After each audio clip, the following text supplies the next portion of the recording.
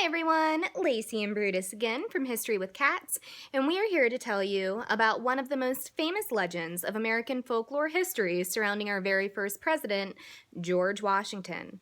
Now, some of you may be familiar with the story about Washington and his wooden teeth, which actually probably isn't true, but nevertheless is not the story that Brutus wants to hear today.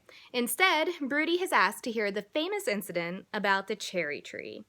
Now, the story goes that when young George was just 6 years old, he was given a hatchet as a gift, which he then proceeded to walk around his property with, chopping at everything in sight, including one of his father's most prized trees, a young cherry tree.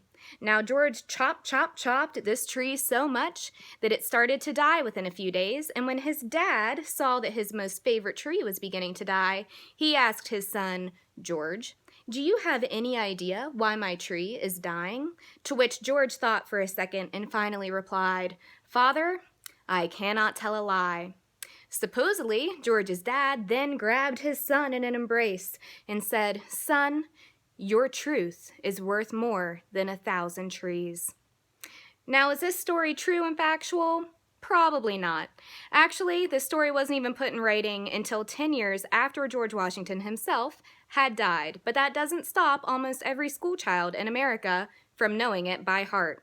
And this is because it shows us that our very first president, even as a young 6-year-old boy, was not capable of telling a lie. So I hope this story of folklore holds you over for your Friday, and I hope you also join us next time for more history with cats.